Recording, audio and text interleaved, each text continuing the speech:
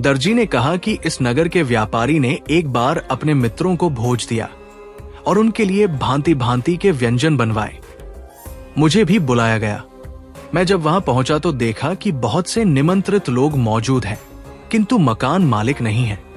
थोड़ी देर में हम लोगों ने देखा कि मकान मालिक एक लंगड़े किंतु अति सुंदर व्यक्ति को लेकर यहां आया और अतिथियों के बीच बैठ गया। लंगड़ा आदमी वहां बैठने वाला ही था कि उसकी दृष्टि वहां पर उपस्थित एक नाई पर पड़ी। वो बैठने के बजाय सभा से बाहर जाने लगा। आतिथ्यकर्ता व्यापारी ने आश्चर्य से पूछा कि मित्र, तुम जा क्यों रहे हो? अभी भोजन आने वाला है, तुम भोजन के बिना कैसे चले जाओगे? किंतु उस लंगड़े ने, जो परेशी जान पड़ता था, कहा, श्रीमान, मुझे आपके घर पर ठहर कर मरने की इच्छा नहीं है। मैं इस मनहूस नाई का मुंह नहीं देखना चाहता जिसे आपने अपनी दावत में बुलाया है। मुझे जाने ही दीजिए। दर्जी ने कहा कि उस लंगड़े की ये बात सुनकर हम सबको और भी आश्चर्य हुआ। हमारी समझ में नहीं आ रहा था कि उस नाई से उस लंगड़े को इतनी नाराजगी किस कारण हो सकती है। हम लोग उत्सुकतावश उस लंगड़े के चारों ओर जमा हो गए और पूछने लगे कि क्या बात है। उस लंगड़े ने कहा, मित्रों, मैं इसी कमबख्त नाई के कारण लंगड़ा हुआ हूं और इसके कारण अन्य विपत्तियां भी झेली हैं। मैंने प्रण किया था कि न केवल इसका मुख न देखूंगा, बल्कि ये जहां रहेगा वहां रहूंगा भी नहीं। मैं बगदाद का रहने वाला हूं। मैंने बगदाद नगर इसीलिए छोड़ा कि ये वहां रहता था। अपने नगर को छोड़कर मैं यहां आया, लेकिन ये मेरी जान का दुश्मन यहां भी मौजूद है। इसीलिए अब मैं इस सभा या इस नगर में बिल्कुल नहीं ठहर सकता। मुझे आप लोग क्षमा करें। मुझे ये देश छोड़ना पड़ेगा, वरना ये दुष्ट न जाने मेरी क्या क्या दुर्गति करेगा। ये कहकर लंगड़ा अतिथि गृह स्वामी की अनुमति के बगैर ही सभा से बाहर जाने लगा। हम लोगों ने उसे दौड़ कर रोका और दूसरे मकान में ले जाकर भोजन कराया। फिर गृह स्वामी ने कहा कि कृपा पूर्वक हमें ये बताएं कि इस नाई ने आपके साथ क्या दुष्टता की है। वो बड़ी मुश्किल से ये कहानी कहने को तैयार हुआ, लेकिन कहानी सुनाते समय नाई की ओर पीठ करके बैठ गया। नाई भी सिर झुकाए हुए चुपचाप सब कुछ सुनता रहा। लंगड़े ने अपना वृत्तांत इस प्रकार कहा, मेरा पिता बगदाद के सम्मानित व्यक्तियों में से था और हम लोग आनंद पूर्वक वहां रह रहे थे। मैं अपने पिता का अकेला बेटा था। जिस समय मेरे पिता की मृत्यु हुई, उस समय तक मैं न केवल विद्याध्ययन पूरा कर चुका था, बल्कि व्यापार के कार्य में भी प्रवीण हो गया था। मेरे पिता ने अपने जीवन काल ही में अपनी संपत्ति मेरे नाम कर दी थी। मैं धन के व्यय में होशियारी से काम लेता था। नगर निवासी मुझे बहुत चाहते थे।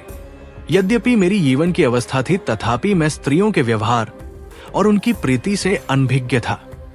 मुझे स्त्रियों से मिलने में लज्जा भी लगती थी। एक दिन मैं कहीं जा रहा था कि सामने से कई स्त्रियां आती दिखाई दी।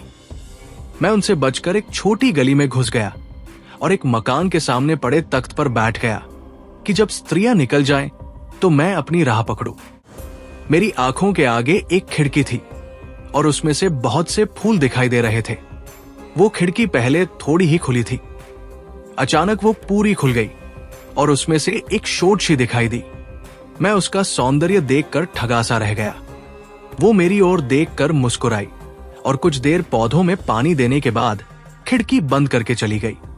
कहा तो मैं स्त्रियों से भागता था और कहा उस सुंदरी के चले जाने से इतना दुखी हुआ कि अचेत हो गया। जब होश आया तो देखा कि नगर का बड़ा काजी बड़े समारोह के साथ उस मकान में प्रविष्ट हुआ। मैंने समझ लिया कि वो सुंदरी इसी की पुत्री है। मैं अपने घर वापस आ गया, किंतु उस रमणी का ध्यान मुझे बिल्कुल नहीं भूलता था। 2-4 दिन में विरहव्याधि से मैं ऐसा पीड़ित हुआ कि बिस्तर से लग गया। मेरे मित्रों और संबंधियों को मेरी दशा से बड़ी चिंता हुई और सब आकर मेरा हाल पूछने लगे।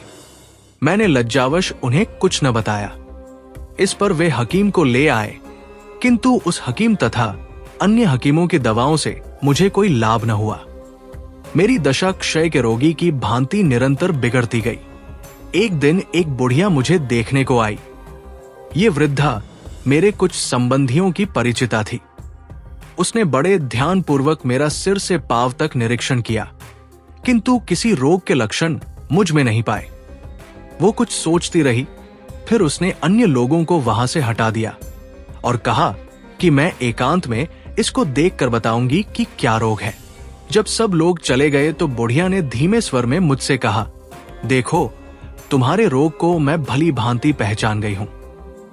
तुम्हें किसी प्रकार का कोई शारीरिक रोग नहीं है। तुम किसी सुंदरी पर मोहित हो और लज्जावश किसी से अपना भेद नहीं कहते। इसी से तुम्हारी ऐसी दशा हुई है। अगर तुम मुझसे सारी बात साफ साफ बताओ और अपनी प्रेयसी का पता ठिकाना बताओ तो मैं तुम्हारी सहायता करूं। मैं केवल एक ठंडी सांस भरकर रह गया, क्योंकि संकोच ने मेरी जबान बंद कर रखी थी। लेकिन बुढ़िया मेरे पीछे पड़ गई कि ऐसी हालत में लज्जा ठीक नहीं है और अपने हित चिंतकों की सहायता लेनी ही चाहिए। बुढ़िया के इतना कहने सुनने से मेरी झिझक भी खुल गई और मैंने उससे अपने दिल का हाल कहकर कहा कि अगर तुम्हारी मध्यस्थता से मुझे एक बार वो देखने को भी मिल जाए और उसे मेरे प्रेम का हाल मालूम हो जाए तो मेरा जीवन सफल हो जाए। बुढ़िया बोली, बेटे, जिस रूपसी की बात तुम कर रहे हो वो शहर के बड़े काजी की पुत्री है। इसमें संदेह नहीं कि उस जैसी सुंदर और मनमोहनी स्त्री सारे बगदाद में शायद ही कोई हो। किंतु वो लड़की और उसका पिता दोनों ही महागर्वीले और कटुभाषी है। बड़ा काजी अपनी पुत्रियों को घर के अंदर ही बंद रखता है। उसने उन्हें आज्ञा दी है कि अगर आवश्यकतावश बाहर भी निकलो तो किसी पुरुष की ओर न देखना। जब वे बाहर जाती हैं तो उनकी आंखों पर पट्टियां बांध दी जाती हैं और दासियां उनका हाथ पकड़कर गलियों में से निकलती है, जैसे अंधों को ले जाते हैं। ऐसा अजीब हाल है उनके पिता का। अच्छा होता यदि तुम किसी और स्त्री के प्रति आकृष्ट हुए होते। मैं ये सुनकर चुप हो रहा। मेरी निराशा देखकर बुढ़िया ने कहा, ये जो मैंने तुमसे कहा है पूर्वाग्रह भी हो सकता है। संभव है सफलता की कोई राह निकल आए। सब कुछ भगवान की इच्छा पर निर्भर है। देखो, मैं जाकर अपनी सी कोशिश करती हूं। ये कहकर बुढ़िया चली गई। 2-4 दिन बाद वो फिर आई और मुझसे कहने लगी, बेटा, मैं पहले ही कहती थी कि वो स्त्री अत्यंत माननीय और गर्वीली है। मैंने उसे बहुत समझाया बुझाया, किंतु इसका उस पर कुछ असर न हुआ। जब मैंने तुम्हारी बीमारी की बात की तो वो चुपचाप रही, किंतु जब मैंने तुमसे भेंट करने के लिए उससे कहा तो वो बिगड़ पड़ी और मुझसे कहा कि तुम बड़ी बदतमीज हो। अगर ऐसी बेशर्मी की बातें तुमसे सुनूंगी तो तुम्हें धक्के मारकर निकाल दूंगी। ये कहकर भी बुढ़िया ने मुझे धीरज दिया और कहा कि परेशान होने की जरूरत नहीं, मैं अपना प्रयत्न जारी रखूंगी। ये कहकर वो चली गई। उसके इतना दिलासा देने पर भी मेरी निराशा कम न हुई और मेरी शारीरिक दशा पहले से खराब होने लगी। बीच बीच में बुढ़िया आती और उससे बातें करके मुझे किंचित धैर्य होता। एक दिन जब वह आई तो मेरे पास कई रिश्तेदार स्त्रियां बैठी थी। बुढ़िया ने मेरे कान में कहा कि मैं तुम्हारे लिए खुशखबरी लाई हूं। ये सुनकर मुझ में नई शक्ति का संचार हुआ और मैं वृद्धा को लेकर बगल वाले कमरे में चला गया ताकि उसका लाया हुआ समाचार सुनूं। बुढ़िया ने कहा, कल सोमवार था। मैं उस सुंदरी के पास गई। वो प्रसन्न मुद्रा में थी और मैंने सोचा कि काम बन सकता है। मैंने अपनी दशा बड़ी दुखपूर्ण बनाई और कुछ देर में आंसू बहाने लगी। उसने पूछा कि अम्मा, क्या बात है, तुम रो क्यों रही हो? मैंने कहा, क्या कहूं, मैं उस आदमी की दशा सोचकर रो रही हूं। वो बेचारा अब तक रो रहा है और तुम्हारे प्रेम के कारण मृत्यु के समीप जा पहुंचा है और तुम इतनी कठोर हृदया हो कि उसकी जान लेने पर तुली हो। वो कहने लगी, तुम क्या बक रही हो? मैं उसे जानती भी नहीं तो उसकी जान क्यों लूंगी? तुम बेकार के आरोप मुझ पर न लगाया करो। मैंने कहा, सुंदरी, तुम शायद भूल गई हो कि मैंने तुम्हें पहले ही बताया था कि ये वही आदमी है जो तुम्हारे सामने वाले मकान के चबूतरे पर बैठा था। तुमने खिड़की खोली थी और वृक्षों पर पानी दिया था। वो उसी समय तुम पर मोहित हो गया और तब से तुम्हारे विछोह में रात दिन घुल रहा है। अब उसमें सांस के आने जाने के अलावा कुछ नहीं रहा। उस दिन मैंने उसकी बात की थी तो तुम बुरी तरह बिगड़ गई थी। ये बात जब उसे मालूम हुई तो उसकी दशा और बिगड़ने लगी। अब अगर तुम्हारी कुछ कृपा हो तो शायद वो बच जाए, वरना तो उसे गया ही समझो। ये कहने के बाद मैंने अपने स्वर और आंखों में और दुख भरकर ठंडी सांसें लेना और आंसू बहाना आरंभ किया। फिर उस मनमोहिनी ने कहा, अम्मा, तुम ठीक कहती हो कि मेरे प्रेम ने उसकी ये दशा कर दी है। फिर कुछ देर बाद वो बोली कि अगर मुझे देखने और मुझसे बात करने भर से उसकी दशा सुधर जाए तो कोई हर्ज नहीं। मैंने ठंडी सांस भरकर कहा, तुम्हारी इतनी ही कृपा बहुत होगी। उसने कहा कि तुम उससे कहो कि अगर वो मुझे देखना और मुझसे बात करना चाहता है तो मैं इसके लिए तैयार हूं, किंतु इतने से अधिक कोई आशा मुझसे न रखे, और आगे की बात तभी हो सकती है जब मेरे पिता की रजामंदी से उसके साथ मेरा विवाह हो जाए। मैंने उसे अनेक आशीर्वाद दिए और कहा कि मैं अब ये प्राणदायक समाचार जाकर उसे सुनाती हूं। उस सुंदरी ने कहा, मेरे पिताजी शुक्रवार को जुमे की नमाज जामा मस्जिद में जाकर पढ़ते हैं। उस समय वो आदमी यहाँ अकेला आए तो मैं उसे अंदर बुला लूंगी और पिता के आने के एक घड़ी पहले उसे विदा कर दूंगी। उस समय वो जी भरकर मुझे देख सकता है और मुझसे बातें कर सकता है। जब बुढ़िया ने ये सब बातें मुझसे कही तो मैं खुशी से पागल हो गया। मुझ में जैसे नई जीवनी शक्ति आ गई। मैंने उस बुढ़िया को बार बार धन्यवाद दिया और 1000 अशर्फिया उसे इनाम में दे डाली। अगले शुक्रवार मैं जल्दी उठ गया। मैंने सोचा मैं हजामत बनवाकर अच्छे कपड़े पहनकर और इत्र लगाकर बड़े काजी के महल में जाऊं और अपनी प्रेयसी से भेंट करूं। अतएव मैंने एक सेवक को आज्ञा दी कि किसी अच्छे नाई को बुला लाए जिससे मैं हजामत बनवाऊं। वो इसी दुष्ट नाई को ले आया जो इस समय मेरे पीछे बैठा है। इसने आते ही मुझे देखकर कहा, आप अभी हाल ही में बहुत बीमार जान पड़ते हैं। मैंने कहा कि हाँ, मैंने बहुत दिनों तक बीमारी से बड़ा कष्ट उठाया है और अभी हाल ही में अच्छा हुआ हूं। उसने कहा, भगवान आपको दीर्घायु करें और सदा निरोग रखें। मैंने कहा, सब उसकी इच्छा पर निर्भर है, वो जैसे चाहे वैसे रखें। इसके बाद ये बोला कि मुझे क्या आज्ञा है, मैं आपकी हजामत बनाऊं या फस्त खोलूं। मुझे गुस्सा आ गया और मैंने कहा, तुम्हारा दिमाग खराब हो गया है क्या? अभी मैं कह चुका हूं कि मैं लंबी बीमारी से उठा हूं। फस्त खुलवा कर और खून निकलवा कर क्या मुझे जान देनी है? तुम जल्दी से मेरी हजामत बनाओ और अपनी राह पकड़ो। मुझे दोपहर को एक जरूरी काम से जाना है। ये नाई इस पर भी काफी देर तक बकवास करता रहा। न तो इसने अपनी औजारों की पेटी खोली, न कोई उस तरह निकाल कर तेज किया। हाँ, कुछ देर बाद उसने अपनी पेटी से एक यंत्र सा निकाला और आंगन में जाकर उसे सूर्य की ओर लगा दिया। फिर उंगलियों पर गिनकर कहने लगा कि आपको प्रसन्न होना चाहिए। आज बृहस्पति और मंगल का बड़ा अच्छा योग है और हजामत के लिए इससे अच्छा कोई अन्य योग नहीं हो सकता। किंतु इसके अतिरिक्त एक दुर्भाग्य का योग भी है।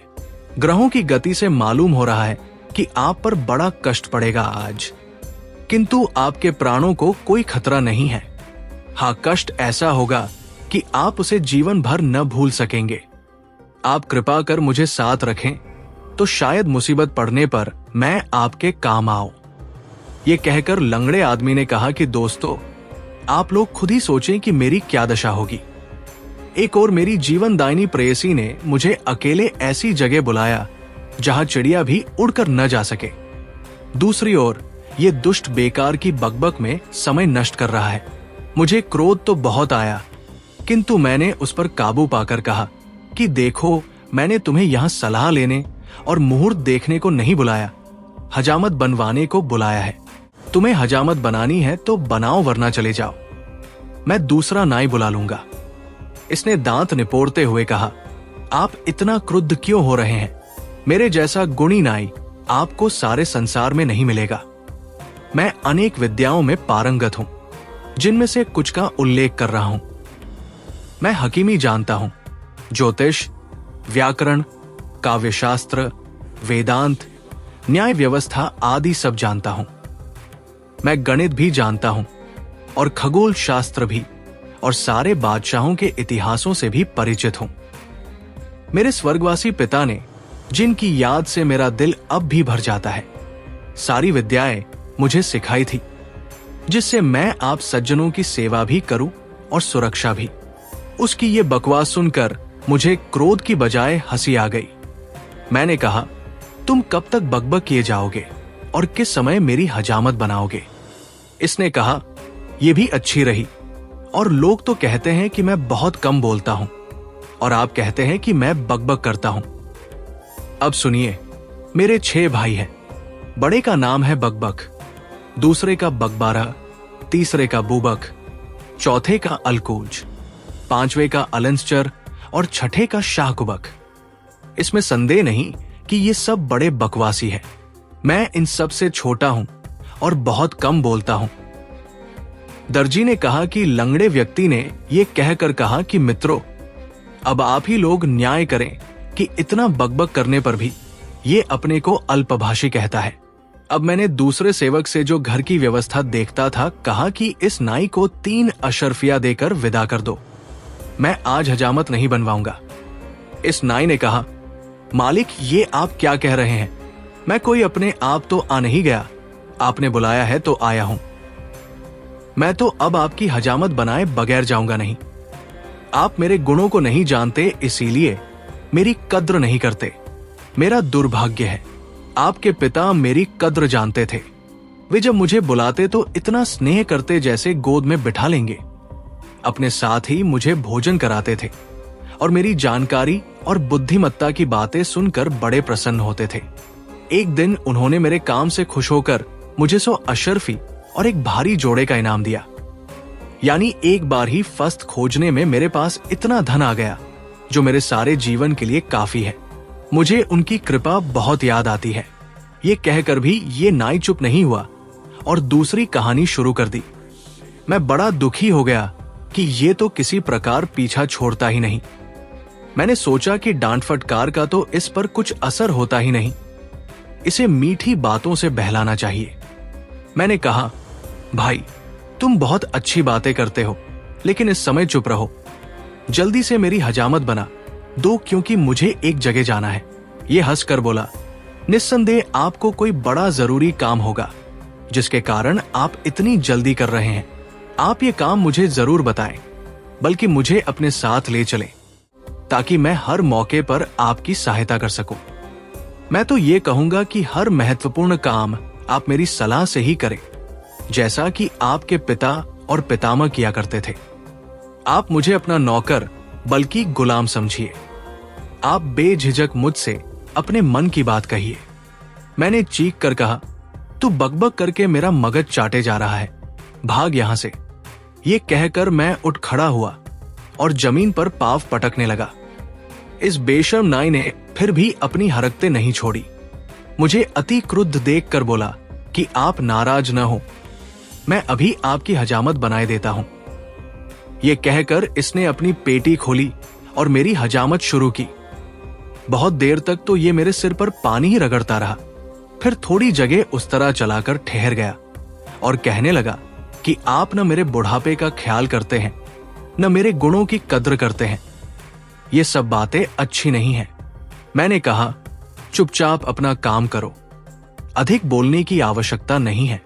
इसने कहा, ऐसा महत्वपूर्ण काम क्या पड़ा है जिसके लिए आपको इतनी जल्दी और घबराहट है?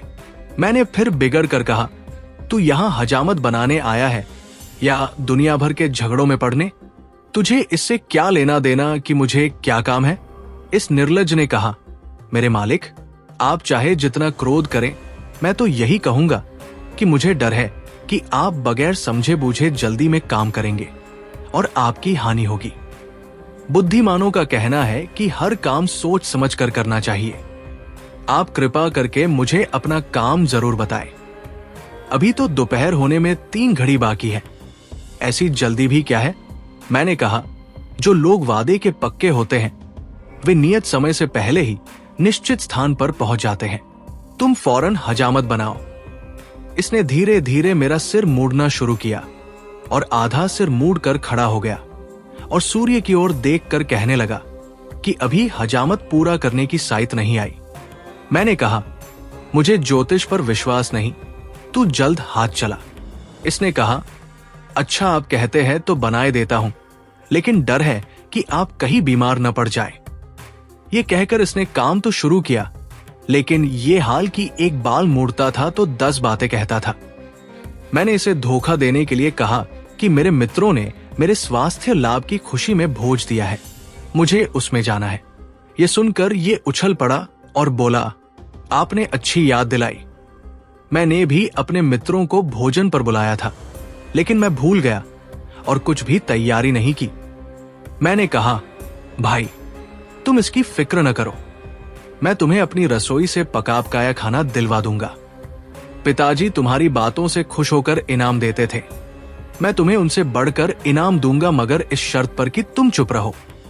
इसने कहा कि भगवान आपको प्रसन्न रखे, लेकिन न जाने आपका दिया हुआ सामान काफी होगा या नहीं।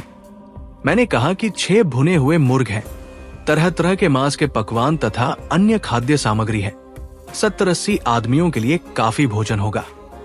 मैंने नौकरों से कहा कि सारा पका खाना इस कमबख्त को दे दो और मदिरा की सुराहिया भी। इसने कहा कि कुछ फलों को देने की कृपा करें। मैंने कहा इसे फल भी दे दो, लेकिन इसकी दुष्टता का अंत नहीं हुआ। इसने हजामत आधी ही छोड़कर हर चीज को परखना शुरू किया और काफी देर लगा दी। फिर मैंने डांटा तो आकर हजामत बनाने लगा, लेकिन कुछ ही देर में उस तरह को रखकर कहने लगा, आपके स्वर्गीय पिता ने मुझे कभी धनाभाव न होने दिया, लेकिन भगवान की कृपा से आप भी मेरे कद्रदान हैं और मुझे किसी चीज की कमी नहीं रहेगी। मैंने तो आपके पिता के अलावा किसी के आगे हाथ न फैलाया। मैं कोई ऐसा वैसा आदमी नहीं हूं। देखिए, एक आदमी जो नाइयों का दलाल था, बड़ा अच्छा नाचता गाता था। उसे हम लोग झिंझोटी कहते थे। एक आदमी था जिसका नाम शावल था। वो गलियों में घूम घूम कर भुने चने बेचता था। एक शातिर था जो बाकला और दूसरी तरकारियां बेचने का धंधा करता था। एक आदमी था आबूब कर, वो गलियों में पानी छिड़कने का काम किया करता था। ये सब बड़े अच्छे आदमी थे और मेरी तरह कम बोलने वाले थे, जिसकी वजह से बड़े सफल रहे। और हाँ, एक कासिम भी था जो खलीफा के यहाँ प्यादागिरी करता था। अब मैं झिंझोटी भाई का एक मशहूर गीत आपको सुनाऊंगा और उसका नाच भी दिखाऊंगा। ये कहकर इसने उठकर नाचना गाना आरंभ कर दिया। मैंने इसे बहुत डांटा फटकारा, किंतु इसने पूरा गीत सुनाकर ही दम लिया। फिर कहने लगा, अब मैं अपने मित्रों को भोजन करा आऊं फिराकर आपकी हजामत बनाऊंगा। बल्कि आप भी ऐसा कीजिए कि अपने मित्रों की दावत छोड़िए और मेरे यहां चलकर मेरे मित्रों के साथ भोजन कीजिए। मुझे क्रोध तो बहुत था, किंतु मैं इस मूर्खता की बात पर हंस पड़ा और बोला कि किसी और दिन मैं तुम्हारे दिन भोजन के लिए आऊंगा। ये जिद करने लगा कि आज ही चलिए। मैंने डांट कर कहा कि आज मैं किसी प्रकार नहीं जा सकता। फिर ये कहने लगा कि मुझे ही अपने साथ ले चलिए, ये खाना मैं अपने घर ले जाकर अपने मित्रों को खिला दूं, फिर आकर आपके साथ आपके मित्रों की दावत में चलूंगा। आप क्या वहां अकेले जाते अच्छे लगेंगे।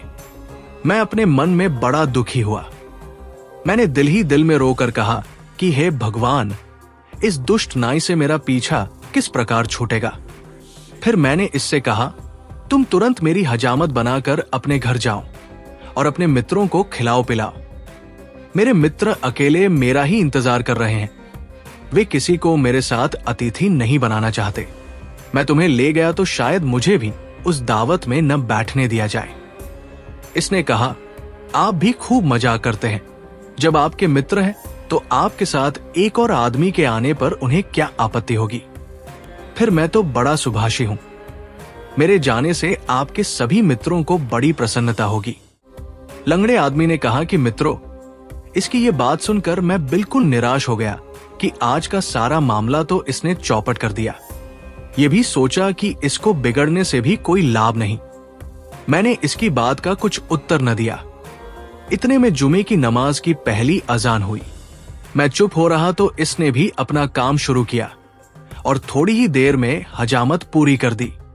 फिर मैंने इससे प्रसन्नतापूर्वक कहा कि तुम मेरे नौकरों से खाने पीने का सामान उठवा कर अपने घर जाओ और अपने मित्रों को खिलाओ पिलाओ। फिर आ जाना तो मैं तुम्हें दावत में ले चलूंगा। ये किसी तरह मेरे घर से टला तो मैं जल्दी से नहाकर और नए कपड़े पहनकर दूसरी अजान की प्रतीक्षा करता रहा, ताकि मेरी प्रेमिका का पिता नमाज को चला जाए तो मैं वहां पहुंचूं। दूसरी अजान होते ही मैं घर से चला, किंतु ये दुष्ट वही गली में छुपा था और मेरे पीछे चुपचाप चलने लगा। जब मैं काजी के घर के सामने पहुंचा तो देखा कि ये अभागा भी पीछे चला आ रहा है। मैं बड़ा चिंतित हुआ, किंतु उस अवसर पर कुछ कहना सुनना भी उचित नहीं था।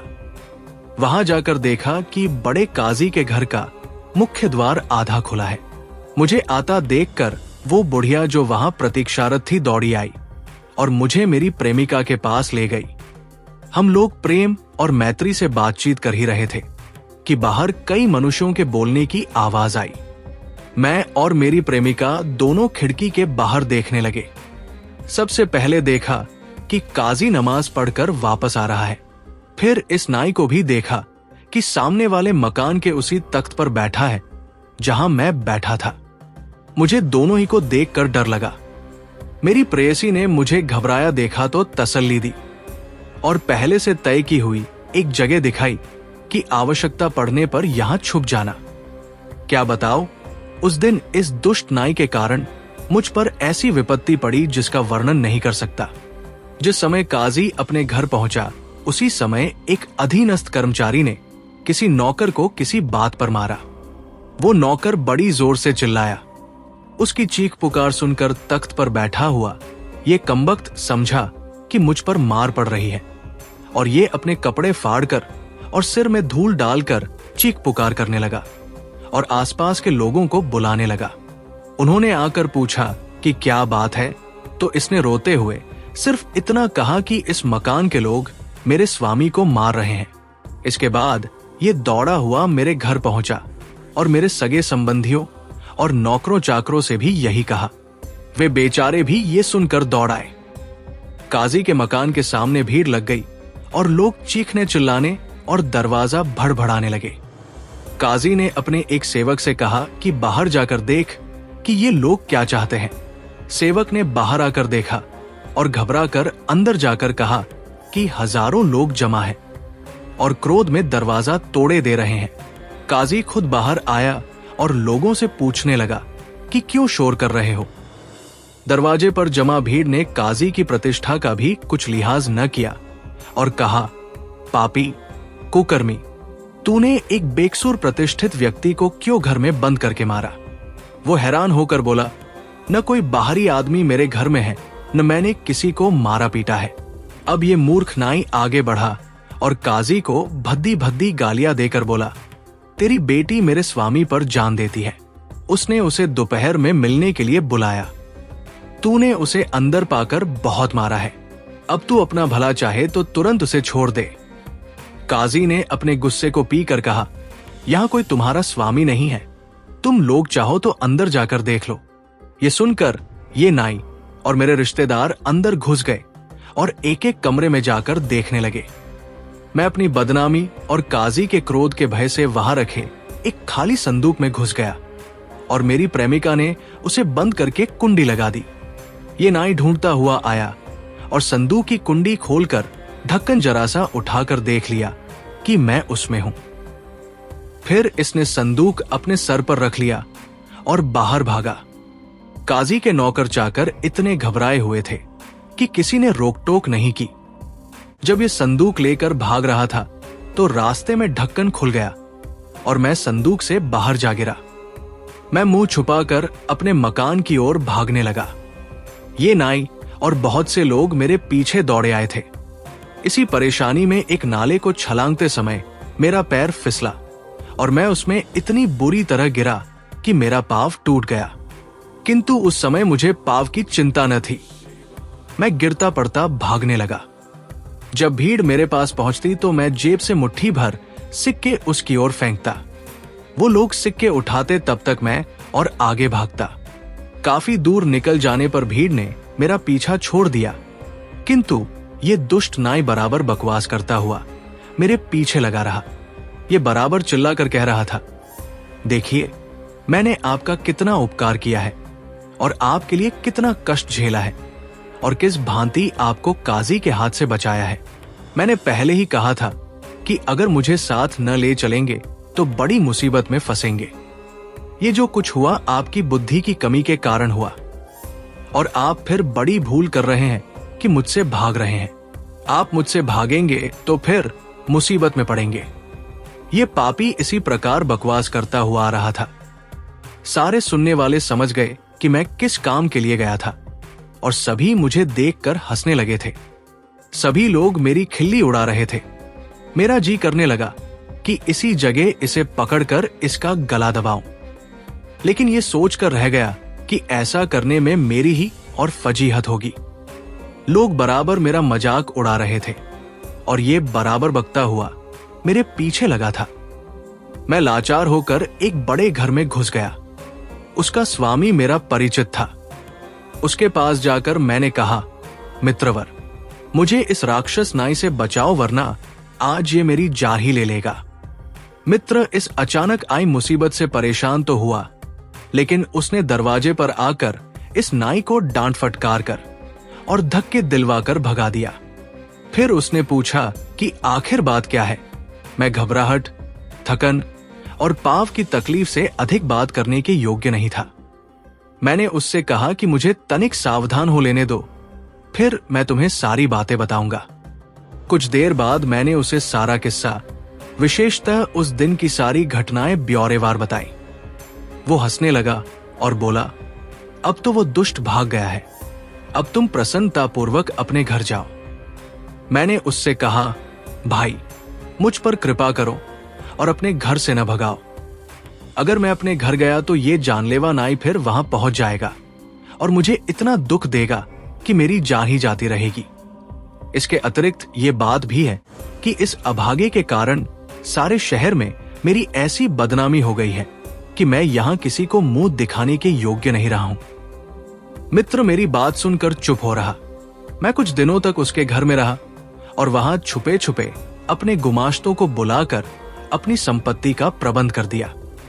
जब पांव का घाव ठीक हो गया तो लंगड़ाता हुआ, क्योंकि हड्डी टूटने के कारण मैं सारी उम्र के लिए लंगड़ा तो हो ही गया था। बगदाद को छोड़कर इस नगर में आ बसा। मुझे आशा थी कि यहां इस नाई से छुटकारा मिलेगा, किंतु मेरे दुर्भाग्य से ये यहां भी मौजूद है। मित्रों, आप लोग स्वयं विचार कर देखें कि इस कमबख्त ने मुझ पर क्या क्या मुसीबत नहीं डाली। उस चंद्रमुखी से जो मुझसे विवाह करने को राजी थी, मैं हमेशा के लिए बिछुड़ गया। अपने नगर में किसी को मुंह न दिखा सकने के कारण वहां से भागने को विवश हुआ और जीवन भर के लिए लंगड़ा हो गया, वो अलग। ये कहने के बाद वो लंगड़ा सभा से चला गया। सभी लोग उसकी दुर्भाग्यपूर्ण कथा सुनकर बड़े प्रभावित हुए। सब ने उस नाई से पूछा कि इसने जो बातें कही क्या वे बातें सच है।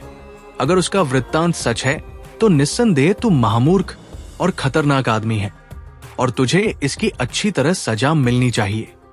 नाई बोला, जो कुछ उस आदमी ने कहा वो बिल्कुल सच है, लेकिन आप ही बताइए कि मेरा क्या कसूर है।